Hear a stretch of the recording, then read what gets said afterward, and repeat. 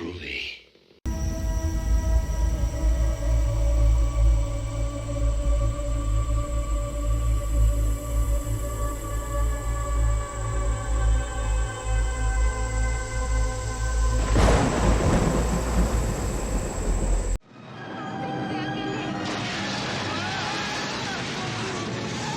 Woohoo! And thanks for tuning in to another cult horror movie review.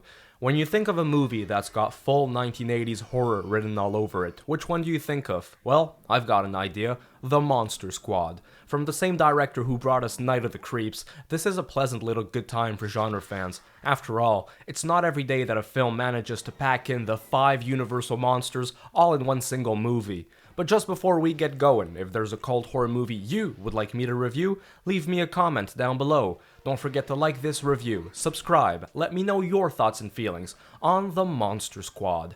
As I was saying, the big 5, the 5 Universal monsters are all here. We've got the Frankenstein monster, the Mummy, the Wolfman, the Gillman, the whole group led by Count Dracula himself. They plan on taking over the world. Unfortunately for them, a group of 12-year-old kids stand in their way. They nickname themselves the Monster Squad. It's a group of friends who are big fans of monsters and pop culture references, and that's what is so good about this movie. It's that it was made during the second part of the 80s, when popular culture was becoming accessible to everyone. Van Helsing's something. Now, he's the one that fights Godzilla, right? Dracula, Mom. Sean, it is a guy with an axe. Anyway, I thought they killed him in the last one. It's got the obvious references to the Universal monsters, of course, since they literally feature them in the film, but during its runtime, there are eye winks to other horror monster movies like Godzilla. I found a quick scene from an alien from This Island Earth. During the scenes taking place inside the treehouse, I managed to see posters for Lucio Fulci's Zombie Flesh Eaters and Return of the Living Dead. There must be other films mentioned that I can't remember right now. There's even a scene in the script where the Frankenstein monster is gently interacting with a little girl, just like in the 1931 first movie. I think the cast of young kids did a good job. This heavy 80s inspired story of a group of kids in a small town that come together to combat evil reminded me a lot of the Stranger Things series from Netflix. Leaving the pop culture references aside and the movies it pays homage to, without talking about the obvious product placements, I'd say the best thing about the Monster Squad is the terrific makeup effects and designs by Stan Winston.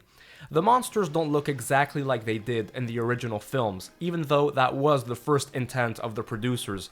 Due to issues with licensing, to avoid copyright claims, they had to make the creatures look a bit different, which I think gave Winston some extra creative maneuver. He basically made them into the archetypes of those creatures, and I think it was for the better. The monster effects look great, especially the decomposing mummy and the Gillman. Stan Winston really had a lot of talent, and I can tell he was invested into his craft here. I was just a bit disappointed that the Gillman doesn't appear more throughout the story, because he's my favorite out of the bunch. For a movie that never sparked a franchise, no sequels, no prequels, and no remakes, even though there was talk about a remake at one point, it has a huge cult following, which is amazing. This flick even has its own internet website 37 years later, run by fans. It's crazy when you think about how poorly received this movie was when it first came out. It was a box office disappointment and kind of faded into obscurity until it started to regain popularity through VHS tapes. Who would have thought? On a bottom note, Monster Squad is the archetype of a cult classic horror comedy movie. I recommend you go check it out.